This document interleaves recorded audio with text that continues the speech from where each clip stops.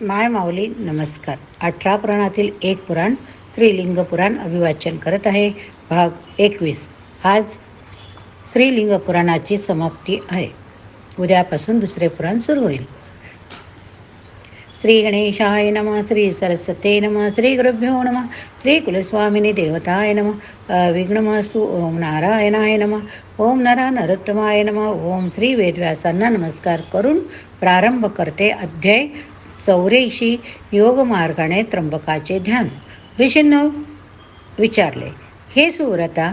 ऋषीने काय विचारलं? हे सुव्रता, देवांचे देव वृषध्वज त्र्यंबक देव संपूर्ण सिद्धीसाठी योगमार्गाने कथा प्रकारे ध्यान करतात ते सांगा. त्या देवांचे ध्यान योग्य प्रकारे कशा प्रकारे ध्यान करतात? त्या देवांचे ध्यान योग्य प्रकारे कसे करावे ते तुम्ही कृपा करून सांगा. ही स्तुती समान गोष्ट आम्ही पूर्वीच ऐकली, परंतु तिचे सार आपण कृपया सांगा. ऋषींना श्रीसूत सांगू लागले, हीच गोष्ट पूर्वी सूर्याप्रमाणे तेजस्वी असलेल्या नंदीला मेरू पर्वतावर ब्रह्मदेवाने पुत्र सनत कुमार यांनी विचारली.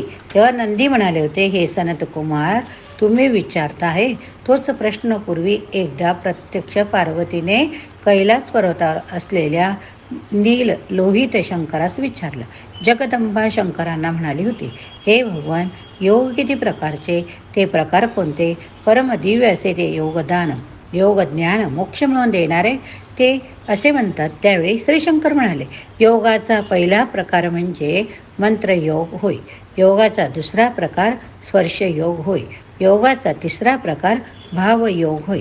योगाचा चौथा प्रकार अभावयोग आणि पाचव्या प्रकाराचा योग म्हणजे अत्युत्तम असलेला महायोग.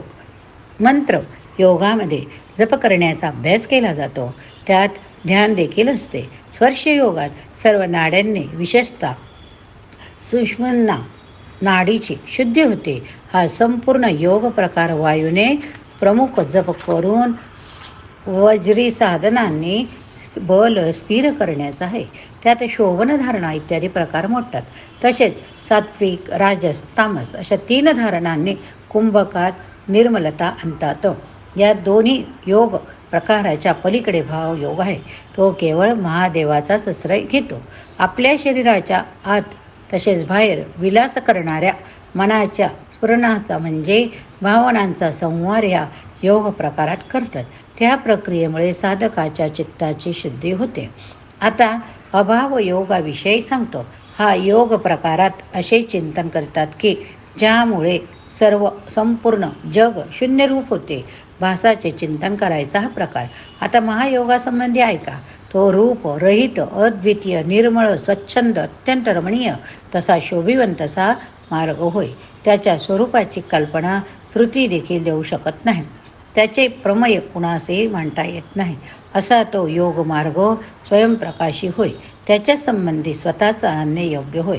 तो मार्ग विस्तृत, सर्व समावेशक असून त्यामुळे आपल्या आत्म्याची विशिष्ट अशी सत्ता विश्वावर असण्याचा भास होतो.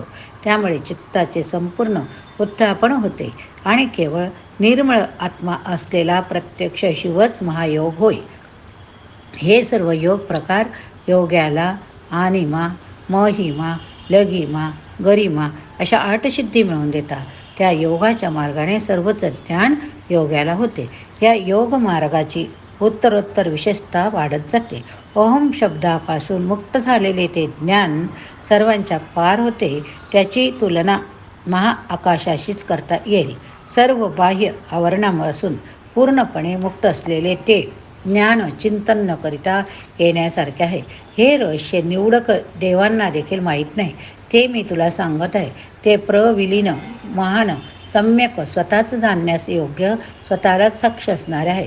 ते ज्ञान आनंद स्वरूप असणाऱ्या शरीरातून प्रकाशित होत असते. त्यालाच हे जाणता येते. हे ज्ञान पाहिता अग्नी विद्वानांनी संपूर्ण पारखून घेतलेल्या कृतज्ञ शिष्यालाच क्रमाक्रमाने द्यावे. तो शिष्य अतिशय धार्मिक देखील असायला हवा. तो शिष्य आपल्या गुरूंचा तसेच परमेश्वराचा भक्तही हवा. अयोग्य शिष्यास जो हे ज्ञान देतो त्याची जगात अत्यंत निंदा होते. तो रोगी अल्पायुषी होतो. त्याला या कृत्याचे प्रायश्चित असे भोगावे लागते. म्हणूनच जो निष्पाप शिष्य असेल त्याला नीट पारखून जाणून घेऊनच ही विद्या द्यावी. माझा जो भक्त असतो तो सर्व तऱ्हेच्या संसर्गापासून मुक्त असतो. तो केवळ माझ्यातच परायण राहत असतो. तो ज्ञानयुक्त साधना करणारा, श्रुती स्मृतीने निर्माण केलेला धर्म, त्यातील तत्त्वज्ञानातला पंडित असतो. त्याची गुरुच्या चरणांवर नितांत भक्ती असते. हे देवी, हा योग मार्ग म्हणजे संपूर्ण वेद आगम रूपी कमळामध्ये असलेला मध होय. या मकरंद रूपी योगामृताचे याग म्हणजे हे ज्ञान पिऊन टाकून योगाभ्यासाशी पुरुष सर्व बंधनातून मुक्त होतो. असे हे पशुपत योगरूपी सर्वात श्रेष्ठ ऐश्वर आहे. सर्वांची समान आचरण करणाऱ्या समाचरणी पुरुषाकरिता ते आहे. त्याच्या कोणत्या तरी अदृश्य भाग्योदयामुळेच त्यांना ते मिळते. अशा प्रकारे शंभू ऋषभध्वजाने पार्वतीच्या प्रश्नाचे उत्तर दिले. त्यानंतर त्यांनी शंकुकर्ण नावाच्या गणास दाराशी उभे राहायला पाठवले. भगवान शिव स्वतः आत्मात आनंदाचा अनुभव घेण्यासाठी समाधी लावून बसले. इतके सांगून शैलादी नंदी म्हणाले, तेव्हा हे सनतकुमार व इतर ऋषीमुनींनो, तुम्हीही योगाचा अभ्यास करण्यात रंगून जा. स्वयंभू शिवाची परामूर्ती म्हणजे साक्षात ब्रह्मच होय. म्हणूनच ज्यास मोक्ष अथवा मुक्ती मिळवण्याची इच्छा असेल त्या श्रेष्ठ पुरुषांनी नित्य भस्मस्नान करावे, म्हणजे आपल्या शरीरावर भस्म लावावे. तसेच त्याने पाशुपत योगामध्ये रंगून जावे. तुम्ही अनुक्रमाने वैष्णवीचे ध्यान प्रथम करा, त्यानंतर परामाहेश्वरीचे ध्यान करावे. हे ऋषीमधील श्रेष्ठांनो, अशा प्रकारे मी योगेश्वर शंकराची योगनिष्ठा समजून घेऊन व्यवस्थितपणे वर्णन केली. ती तुम्ही काळजीपूर्वक समजून घ्या आणि आचरणात आणा. जर चुकलं तर क्षमा करा. अध्याय 85 लिंग पुराणाचे श्रवण पठणाचे फल. अखेरीस सुत महर्षी म्हणाले, आपल्या कुळाला आनंद देणाऱ्या शिलादपुत्र नंदीने भस्मात परमनिष्ठ असणारा श्रीधाम असा हा पाशुपत योग मार्ग सनतकुमार इतर ऋषींना मेरू पर्वताच्या शिखरावर सांगितला होता.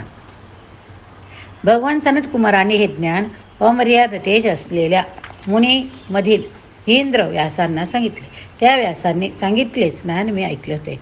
हेच ज्ञान तुम्हा सर्वांना मी सांगितले, त्यामुळे मी कृतकृत्य झालो.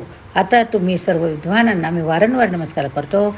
यज्ञांना, ज्ञानमूर्ती भगवान शिवाला, महामुनी व्यासांनाही माझे वारंवार नमस्कार असो. स्वयंभू भगवान ब्रह्मदेव ह्या पुराणाविषयी म्हणतात, जो कोणी ह्या लिंग महापुराणाचे सुरुवातीपासून इथंपर्यंत संपूर्णपणे वाचन करीतो किंवा ऐकतो, तसेच इतरांना हे महापुराण वाचून दाखवतो किंवा जो दुसऱ्याने वाचून दाखवलेले हे लिंग महापुराण पूर्णपणे लक्ष देऊन ऐकतो, त्यास उत्तम अशी परमगती मिळते. तप, यश, दान हे करण्याने जशी गती मिळते तशीच गती होय.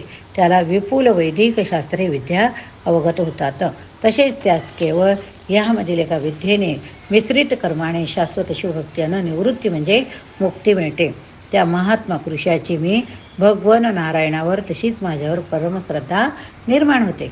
पुराणाच्या वाचनाने तसेच श्रवणाने ज्ञानी झालेल्या त्या पुरुषाच्या अंशामध्ये विद्येचा वरद हस्त अखंड राहतो. त्यांच्या हातून कोणत्याच स्वरूपाची चूक किंवा अपराध कधी घडत नाही. अशी ही महात्मा ब्रह्मदेवाची आज्ञास्वरूप वाक्य सुतांनी ऋषीमुनींना सांगितले. त्यानंतर ते म्हणाले, हे परम ऋषी सूत, एवढे देवळे तीर्थक्षेत्राची यात्रा सदैव करणाऱ्या नारदाला सिद्धी विपुला प्रीती लाभलेली. हे रोमहर्षदा भगवान विरूपाक्ष शिवशंकराच्या कृपाप्रसादाने नारदाला मिळालेली ती सिद्धी, विपुलता, प्रीती या गोष्टीचा लाभ आम्हा सर्वांना हो, अशी आम्हा सर्वांची इच्छा. त्या ऋषीने असे म्हटले तेव्हा नारद तेथे प्रगटले. त्यांनी आपल्या बोटांच्या टोकाने त्या सर्व ऋषींना स्पर्श केला. त्या स्पर्शाने त्या ऋषींना त्यांची इच्छित गोष्ट मिळाली. अखेरीस नारदाने आपल्या बोटाच्या टोकाने सुतांच्या त्वचेवर स्पर्श करून म्हटले, हे सूत, तुझी स्वस्ती म्हणजेच कल्याण हो, तुझे भद्र म्हणजे शुभ हो. तसेच वृषध्वज महादेवावर तुझी श्रद्धा असेल त्या मंगल स्वरूप भगवान शिवाच्या चरणी आपण वारंवार नमस्कार करूया. वारंवार नमस्कार करूया. श्रीलिंग पुराण समाप्त. आज होत आहे. जर यदा कदाचित काही माझ्याकडून चुका झाल्या असतील वाचनात, तर तुम्ही मला मोठ्या मनाने क्षमा करा, क्षमा करा, क्षमा करा. पुराणां सर्वशास्त्राणां प्रथमं ब्रह्मणा स्मृतं होत्तमं सर्वलोकानां सर्वज्ञानोपपादकं सर्वज्ञानोपपादकं. हर हर महादेव शंभो, हर हर महादेव शंभो. श्रीलिंग पुराण समाप्त.